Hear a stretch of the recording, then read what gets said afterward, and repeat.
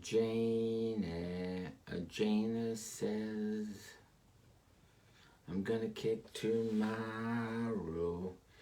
Alright, well, backed by popular demand is the Big Bell. You asked for it and you got it.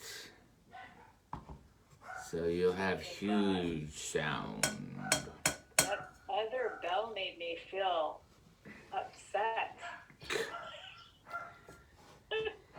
It's not. Yeah, the bell made you feel. Oh, hold on 1 second. We both have dogs barking. Okay.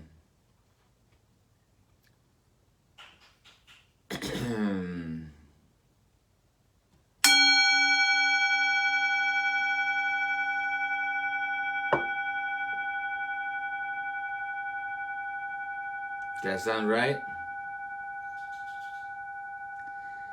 Refuge in the three jewels. I take refuge in the Buddha, the one who shows me the way in this life. I take refuge in the Dharma, the way of understanding and of love. I take refuge in the Sangha, the community that lives in harmony and awareness. Dwelling in the refuge of Buddha, I clearly see the path of light and beauty in the world. Dwelling in the refuge of Dharma, I learn to open many doors on the path of transformation. Dwelling in the refuge of Sangha, shining light that supports me, keeping my practice free from obstruction. Taking refuge in the Buddha and myself, I aspire to help all people recognize their own awakened nature, realizing the mind of love. Taking refuge in the Dharma and myself, I aspire to help all people fully master the ways of practice and walk together on the path of liberation. Taking refuge in the Sangha and myself, I aspire to help all people build fourfold communities to embrace all beings and support their transformation. We'll bow 3 times.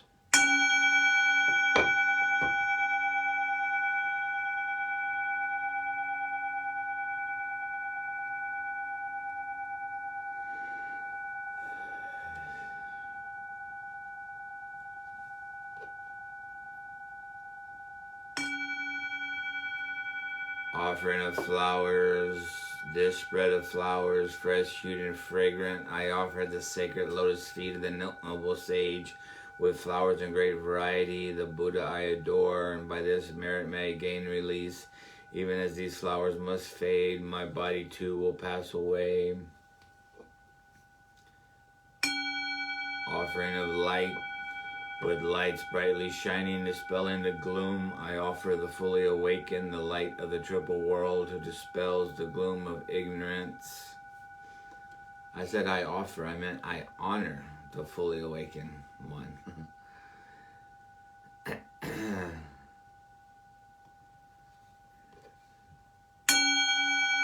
Offering of incense. Perfumed with infinite qualities, the Tathagata, fragrant of face and form, I revere with incense, sweet and penetrating. Man, this bell is loud, isn't it? Offering of water. I offer water, symbol of purity, to the Buddhas of all times. May this water both wash away the obscurations of ignorance and sate the thirst of craving and aversion. Craving and aversion.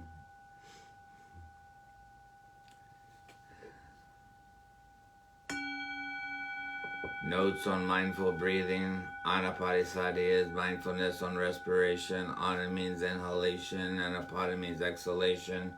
Concentration on the breathing process leads to one-pointedness of the mind and ultimately to insight, which enables one to attain liberation, freedom, and perfection. The Buddha practiced concentration on respiration before he attained enlightenment, but this beneficial meditation may be practiced by any person irrespective of religious beliefs. We will inhale through the nostrils normally, without strain, without force. While doing so, the mind may wander, but one should not be discouraged. When a wandering thought is detected, label it as thinking and return to the breath.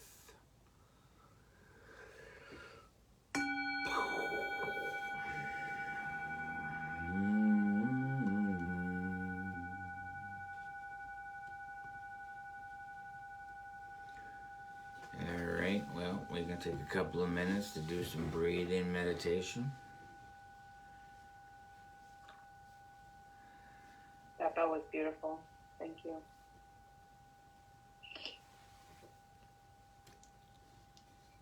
We'll do 2 or 3 minutes of meditation. Okay.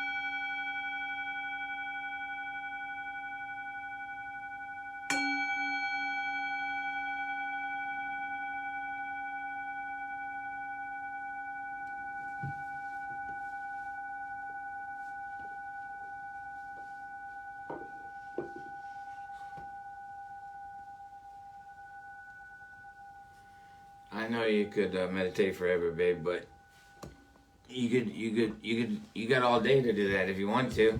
You can start a regular meditation practice. You don't have to wait for woke house every Saturday. Yeah, but you know that's the only time I meditate. What's that? The only time you meditate. It's like, you know that's the only time I meditate. The only time you meditate? Yeah, but you could create a practice if you wanted to. I could. Maybe now that I'm going to have a regular schedule, I might do that. I can have a routine now. All right, so we're going to talk about the Buddha in the Tarot. I like that picture. That's you. You're right. All right, so, you know, we live in a society, or we live in a world of symbols, symbology, right? So I used to be terrified of these tarot cards because I was raised in a good Lutheran church that said these were devils, you know, the devil was in these or whatever. But once you learn the symbolic or twilight dream language of symbols, you see them everywhere. So speaking of church, like, you know, I used to love going with my friends to the Catholic church, or even my brother became a Catholic. You walk inside that huge, old, beautiful building with all the architecture. Oh my God, I don't care if you believe or you don't believe, it causes reverence. You know, it's a sacred space. They've spent so much time and energy in building that thing to generate this awe and wonder. You know, from when you first pull up and you look up at that huge steeple pointing to the heavens, you know, and then you get your first glance of the stained glass windows on the outside of the church.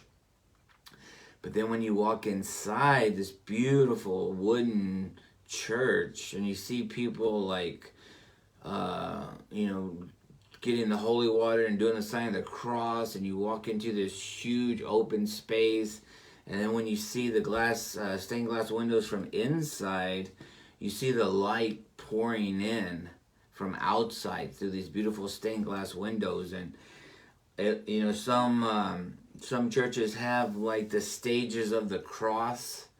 It has like Jesus's entire life story.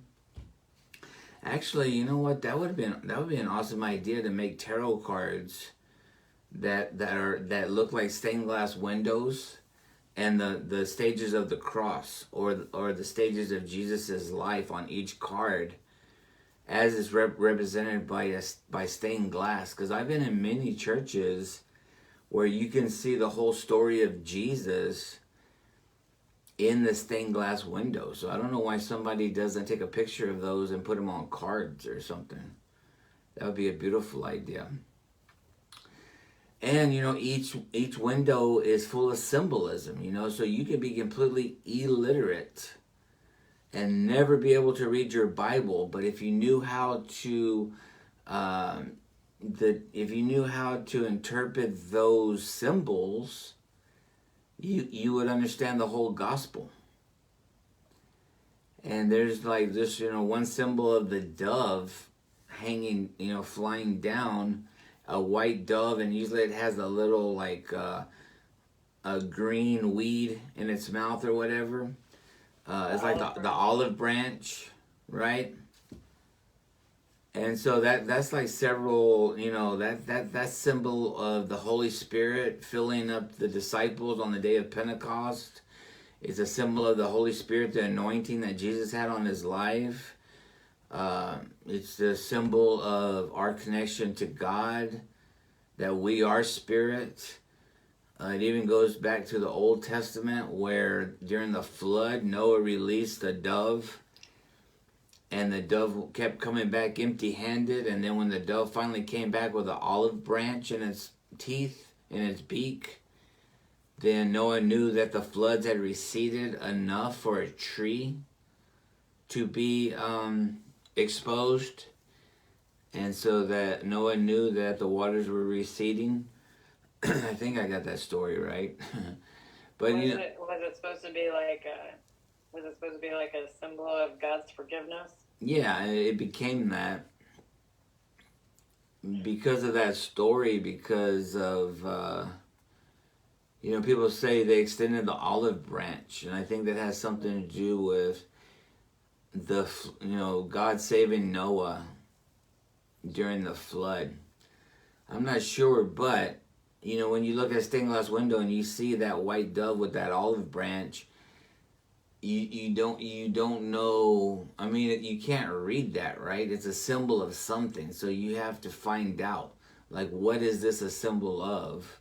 And then once you kind of dig down and start investigating it, you're like, oh, okay. So now every time I see that symbol of the dove and the olive branch, I think of that story, So they say a picture is worth 1,000 words. And so that's what tarot cards are, I don't, I can read cards for people, but I get into like the hero's journey. I believe there's a hero's journey, there's mythology, there's stories to be told in each card. And that's why I like them. And there's so much in each card, You can just make it a meditation, studying all the symbols and trying to find all the symbols in these cards. All right, so more than that, because my background is Buddhism, I believe that the story of Buddha is also on all these cards. And so we'll try to discuss that somewhat to the best of my ability. But let me scroll down here. And for those that can see the screen, there's various cards that represent the lovers. We're talking about the lovers today. So can you see that card? Mm-hmm. All right. What are some of the things that you see just by observation in the card? Well, a male and a female, the apple tree, and I don't know what that other tree is. And then some sort of angel in the sky, and the sun, and the mountains in the background, and the sky, and the grass. So you got male, female, the tree of knowledge, probably the tree of life or something, God. Sunshine would be like the beginning, be like summer. Summer is the beginning, right? Or spring. Spring is the beginning. And they're on earth, and the power is in the sky.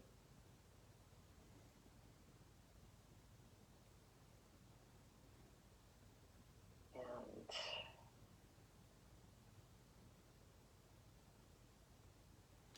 Let me ask you a question. If you're a tarot card reader and you're reading somebody's cards, or maybe even reading for yourself, and you threw down this card, you flipped over this card, what would, in the realm of tarot reading, would you think that this is a positive card or a negative card? And if so, what do you think it would mean to the person you were reading for? I think it would depend on what the question was. What if they hadn't asked the question?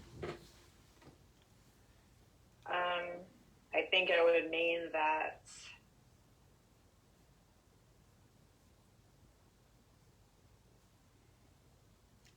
okay, just to preface this, I don't know much about tarot, right? So No, but if somebody put this card down and said, what do you think this card means? I would say that it would be like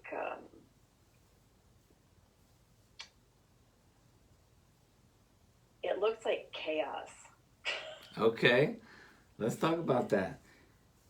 So it just does, because there's so many different aspects all in one card. And so it's hard for you to say it's one thing or another thing, because everything is thrown on there together. Mm-hmm. Right? So you have male, female, you have knowledge, you have life, you have spirit, and then you have mountains, which I think for most people probably indicate some sort of something that they have to accomplish, something that they have to get over, something they have to do. You know, after driving through mountains, it could be terror.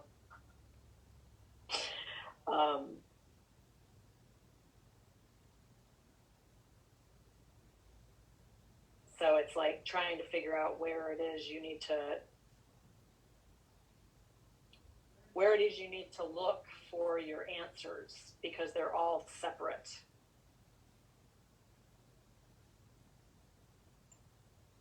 Anyway, that's what it says to me. Like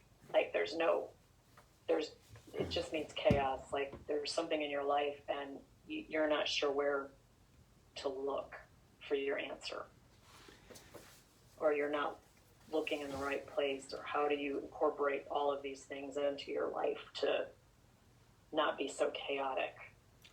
How do you join them? Especially if it's called the lovers, if you know the name of it, how do you join them so that it makes sense? Anyway, that's just my... Yeah, I mean, that is tarot reading right there. What you just did, like you looked at the card and you just had a gut feeling of what your first impression, the things that came up in your mind when you looked at it, and then you kind of told a story, and that story, the words that you spoke, I could apply to my life and my situation as the there's a word for that, the one that you're reading the cards for. It's the not participant, the querier, something like that. I'm querying the cards and you're reading them for me. But no, I think that's perfect. Like that's exactly what tarot is, right? It's like, you know, people read all these books and books and books and books, but really it comes down to intuition. And when you see that card, it's going to look different to you each time you look at it, right? And so there's something about this energy that we're creating here together that made you come up with that story and that interpretation of the card. And it's not wrong and it's not right. It's what it is in the moment. You were inspired to say that for some reason. And I've never heard somebody say that the lover's card was chaos. You know? Yeah. The normal interpretation of that card, I don't think, and I've read a few books myself about them, people wouldn't normally jump to that that term chaos about the lovers, you know.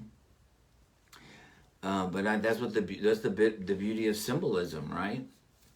That's what you felt, you know. And there is a chaos to love. And you know this as well as I do, right? There's a powerful drug-like feeling to being in love and relationships, you know? And it can turn your life into chaos. And it can be good chaos and it can be bad chaos. And even the bad chaos can feel good because it's so exciting, you know?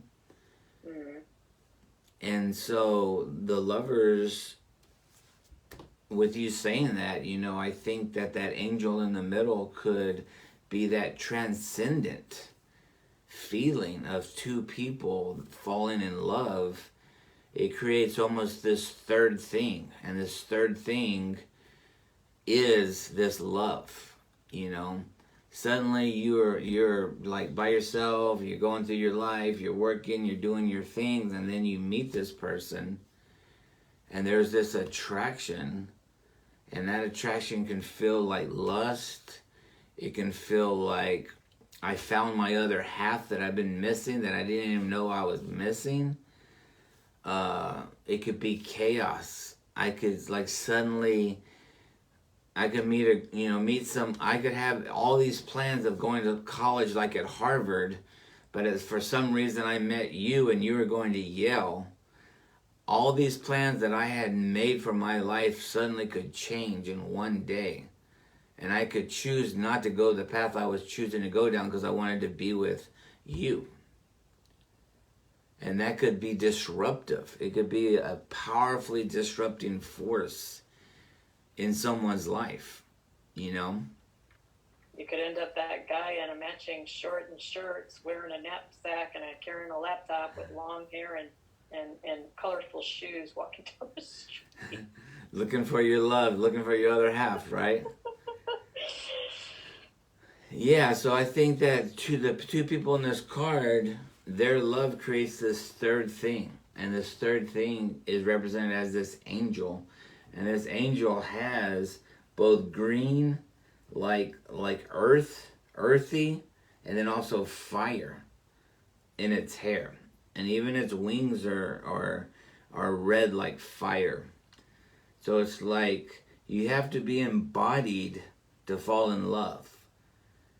You know, Buddha talks about finding enlightenment in this lifetime.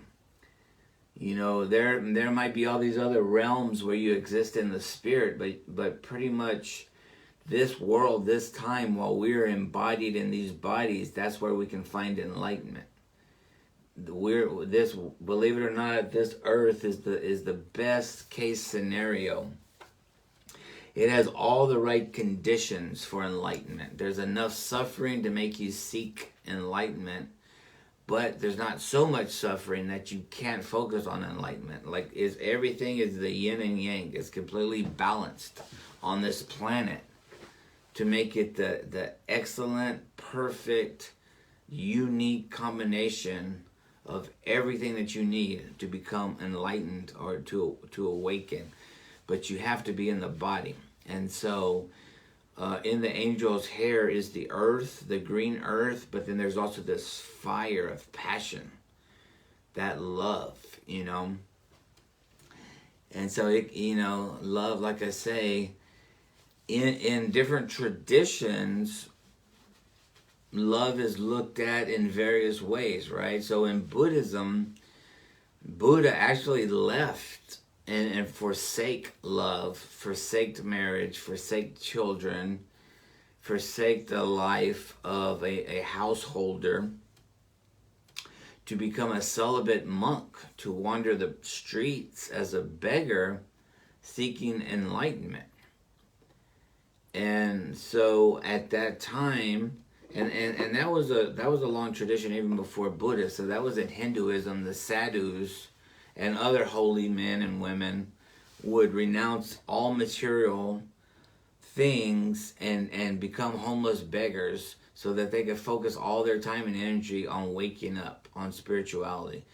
You know, their connection to God. Whatever they thought their highest ideal was of the spirit, or they thought it was a physical God that they had to worship, they wanted to give their whole life to it. Or as Buddha, he wasn't visualizing a deity. He was just visualizing the concept of awakening itself. His idea was that we keep being reborn over and over and over. And in this rebirth, the will of rebirth, we're always born. We grow old, we get sick, and we die, and we're then born again. It's just that cycle. Born, grow old, get sick, and die. And so he eventually thought, hey, I could be married and have more kids, and those kids are all going to grow old, they're going to get sick, and they're going to die. I'm going to grow old, get sick, and die as their father, and we're all just going to be reborn again in other bodies, and we're going to do this all over again to infinitum. So Buddha said, you know what? I'm going to spend this life and renounce all that. I'm going to renounce love. I'm going to renounce relationships. I'm going to renounce all that. And the energy that I would have put towards my family, towards my partner, I'm going to direct that at enlightenment. I'm going to direct that energy towards awakening.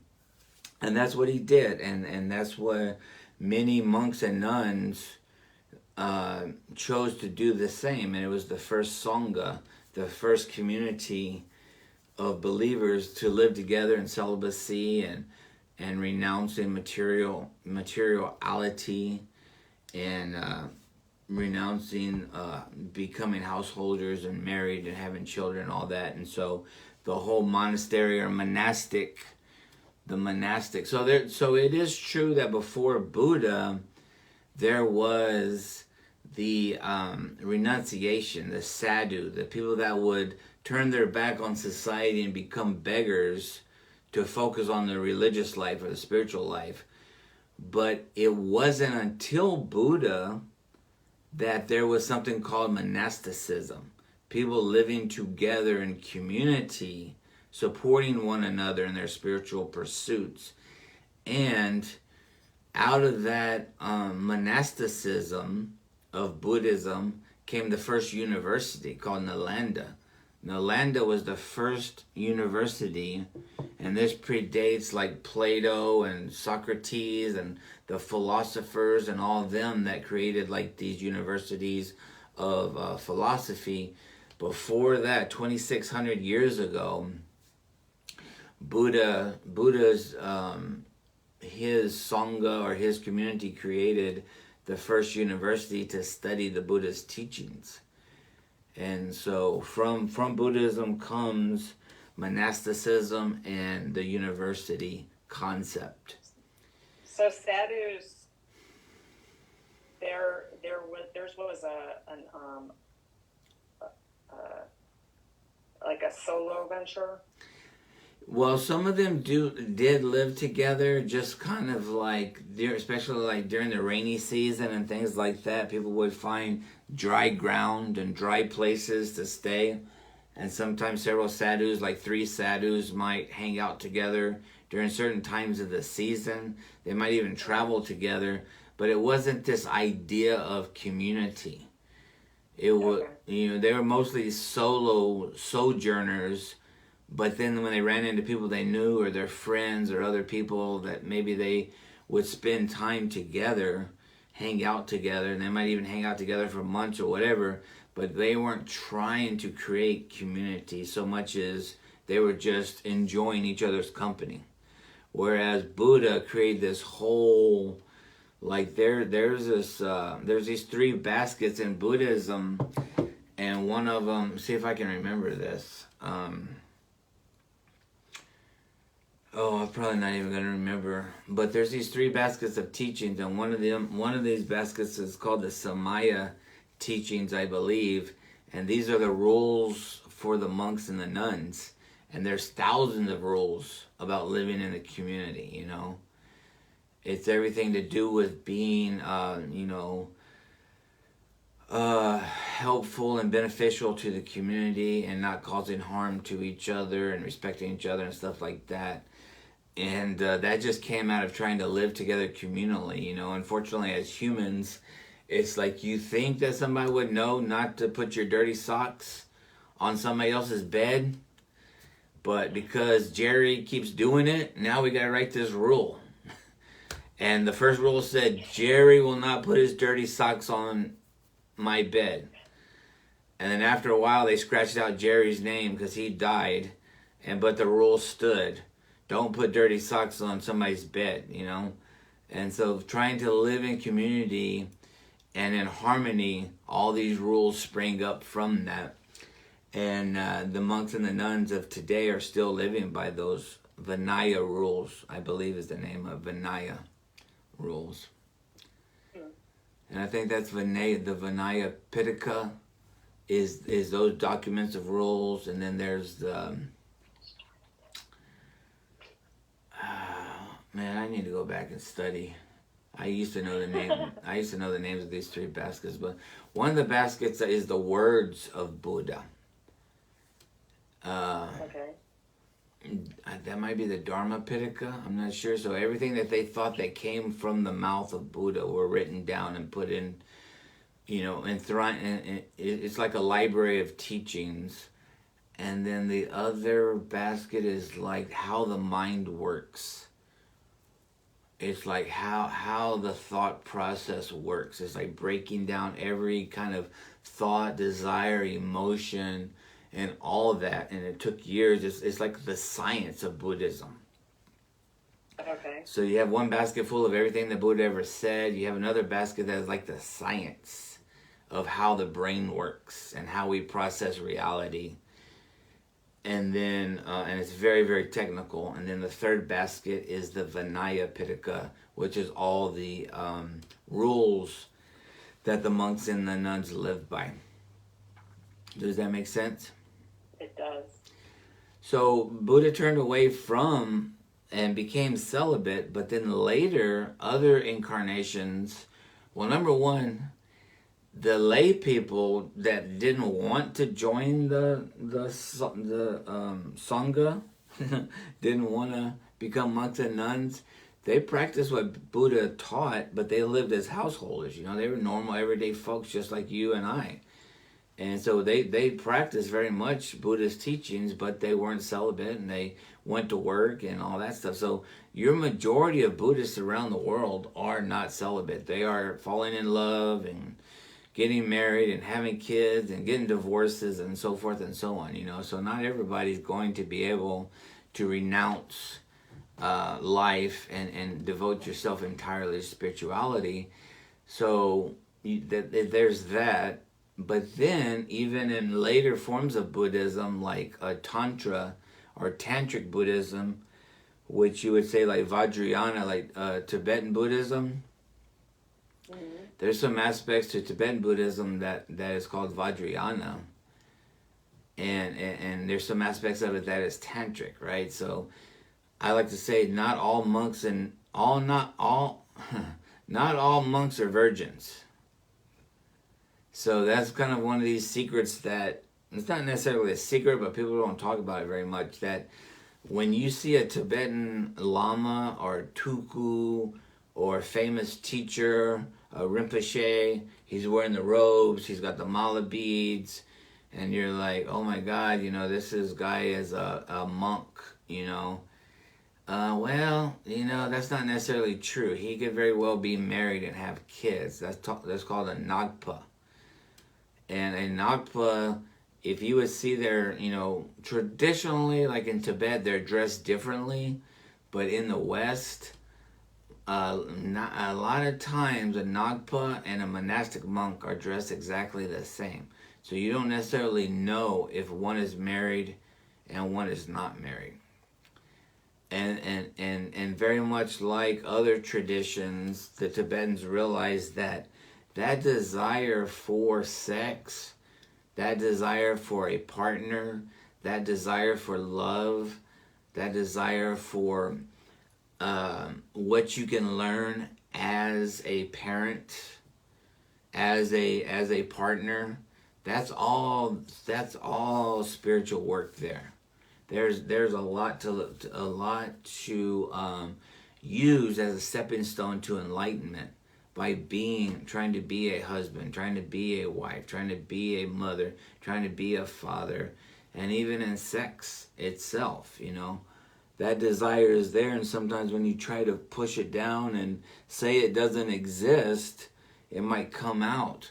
It might actually be a stumbling block to you.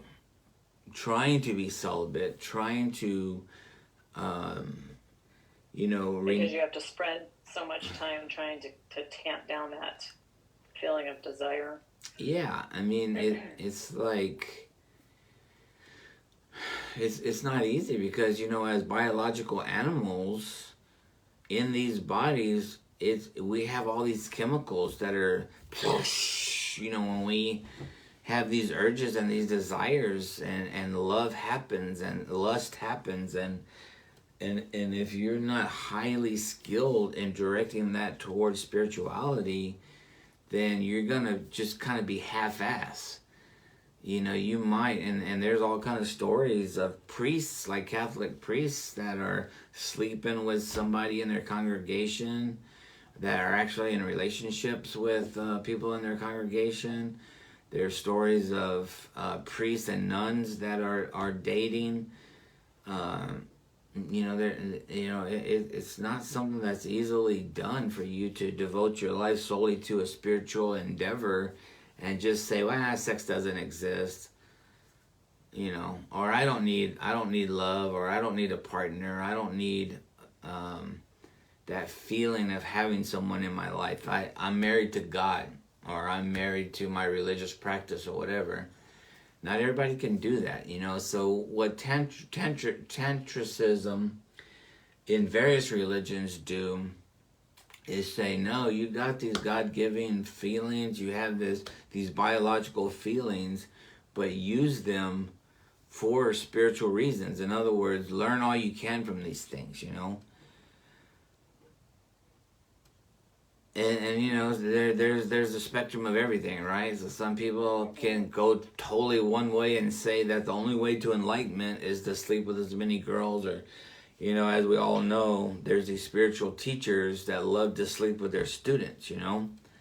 Yeah. And so there's the whole spectrum there, and there's manipulation and you know, disrespecting the office of a teacher and using your power on people that are looking to you for their enlightenment or looking to you for their answers. And so it can go really haywire. But the philosophy behind the tantric teaching is to have someone that you truly honor, somebody that you truly have feelings for, and using that relationship to manifest energy towards enlightenment. Does that make sense? Yes.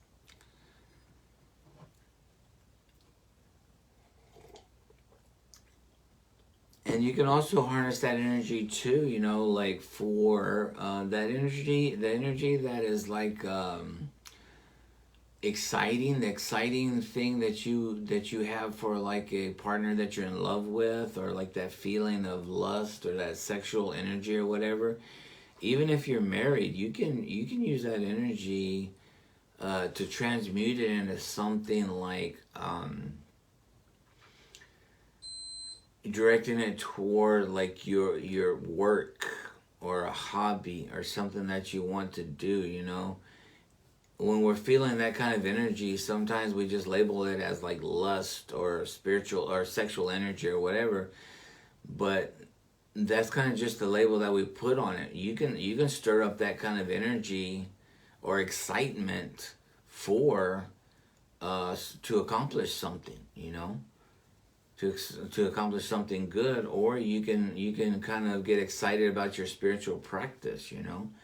You can kind of feel like, you know, having a certain ritual that you do every day becomes something exciting because you're anticipating how much it benefits you to have that practice.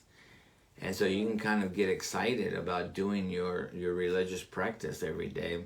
And I feel like that's the same kind of like energy, you know. We just kind of label it different things for different reasons. Does that make sense? Yes. All right. So the lovers. I want to show you this one thing real quick. Okay. This is from the Hindu tradition.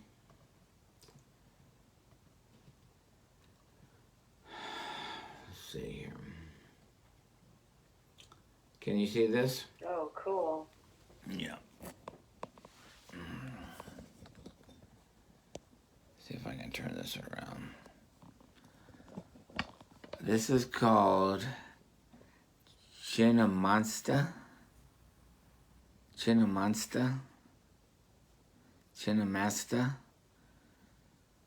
And once again, it's symbolism, right? And this is something I just found today, this morning, right? And this is another picture of it, of the same thing. And so the Chinnamasta is a deity, a female deity in Hinduism. And so when you down here, you see people making love. Uh-huh. And they're in sexual embrace, right? And then you have these other type of deities or devotees or spiritual energies to the right and the left of them. And then you have Chinnamaste standing on them. And Chinnamaste has severed her own head. She's holding her head. And there's blood shooting out. There's 3 streams of blood. And Chinamaste, one stream is going into her own mouth. One is going into this like devotee's mouth. And the other stream of blood is going to... So when you would look at this, you'd be like, what in the hell are we looking at, you know? You're like, what the shit is this supposed to mean, right? Oh, I think that's beautiful. Yeah. Uh-oh. I see you in the camera. I know. Sorry. So it's, I like that. And so this is an older image of it. I like that one too. Yeah, let me see if I can zoom in a little bit more. So this is two people embraced, and this might be two deities here, but they're in a sexual embrace, and then Chittamasta is on top, standing on top of them, and then you have the two spiritual forces on each side, and then you have her, she severed her own head, and you see the blood. See, right? To me, that looks like a person embraced by a god, a deity, on the bottom. Like, down here at the very bottom? uh-huh. Because her coloring is like what a normal person's coloring is. Yeah, and then the guy is blue. Mm-hmm. Yeah. But go ahead. I like the other one better than this one. You like this one? The old one. Mm-hmm. Yeah. It looks Ancient of Days, doesn't it? Mm-hmm. So what I was reading about this is, and once again, you know, this is the trick, right? This is what gets me. Like, so Christianity always taught me never look at tarot cards, right? But I love the mystery of them, right? And I don't think it would have anything to do against Jesus or anything to study these symbols. And the same thing here, as somebody growing up in the West in Christianity, I would look at this and think, what the kind of devil worship are they doing here, right? And that's because I'm not initiated in the symbolism. Once I read what this means, even look at this necklace of skulls here. So that goes back to, like Buddha said, we're all going to be born, we're going to grow old, we're going to get sick, and we're going to die. So this is a never-ending chain of death. All of our lifetimes, all of our rebirths, you know. There was something that they asked, so Buddha said one time, he said, what do you think there's more of? Oceans, water, salt water in the oceans, or milk that you drank as a baby in all your lives? And his disciples said, surely there's more salt water than milk. There's oceans all over the world. This world is mostly all salt water and oceans. And Buddha said, no, there's actually more. You drank more milk as a baby, coming back over and over and over and over and over and over. You drink more milk as a baby than there is salt water on this earth, right? And so that was one of his reasons for donating his whole life to spiritual enlightenment, to figure out what it's all about. But anyway, I digress. So in the symbolism of this, it says that these people are in a blissful state of union, and that in this blissful state of union, when you're caught up in that primal energy of sex, it's like you don't have a head. You're not worried about your bills. You're not worried about tomorrow. You're not worried about what you're going to wear for work. You're so caught up in that primal energy of sexual embrace that you've eliminated the powers of Maya, or the monkey mind. The rational mind has been surpassed as you're entering into this meditation of divine union with your partner. So it's like you don't have a head because that monkey mind is not there. Does that make sense? Mm-hmm. And then the blood is actually like nectar. It's like the energy that runs up the spinal column in the form of the Kundalini, the energies that are rising up above, up through all your chakras, releasing all the blockages and all the negative energy that happens during sexual intercourse. And it releases, opens up all those chakras, and it's like the nectar of the gods, the nectar of enlightenment, the nectar of being alive pours out, and it feeds like your dark side, your shadow side, your light side. It feeds that destructive part of yourself, and the saint, the good part of yourself, and it just feeds everything with the nutrients that it needs to be sate. It sates all your primal forces, and it sates your angel and your devil. Everything that you are is sate because you're wrapped up in this mystical union, this mystical embrace of love. Does that make sense? It absolutely does. And so this could also be like a meditation, just by staring at this, looking at this, and thinking about this as a meditation. But also, you don't have to wait to have sex to obtain this state. You could have a mystical union with yourself. You can bring together your shadow self and your angel of light, and have them meet in a spiritual union and say, I love my defects of character. I love my mistakes. I love the things that I have done wrong in the past. I love the parts of myself, the things that I think that I could have done better. I forgive myself. I love myself. I come to peace with myself and my past.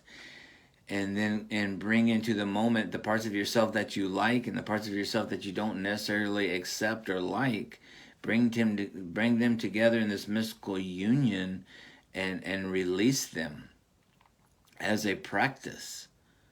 And you will achieve this state of blissfulness, of awareness, because you're not like two warring parties fighting each other in the same body.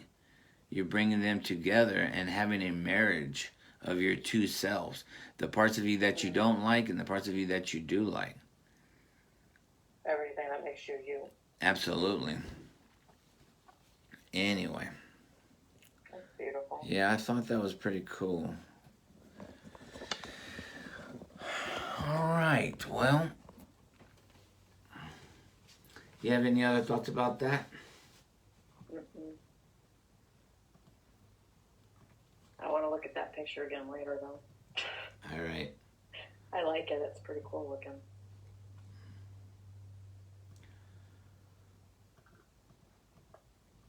All right, we'll go ahead and do the chants and close out.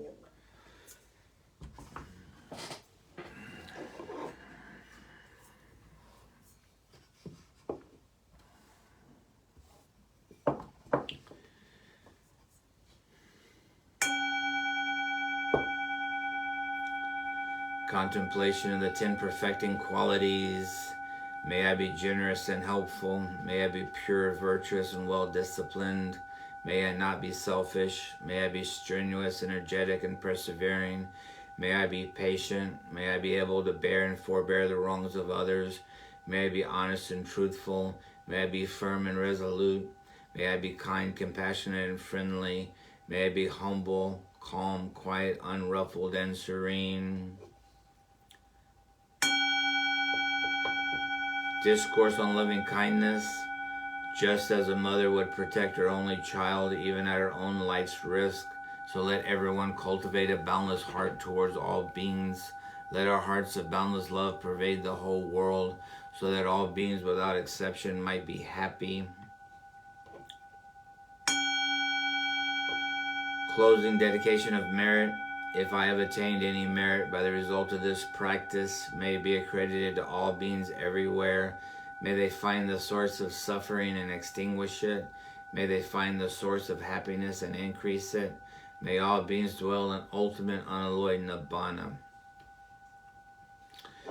We'll bow to the shrine and our brothers and sisters with smiles of gratitude.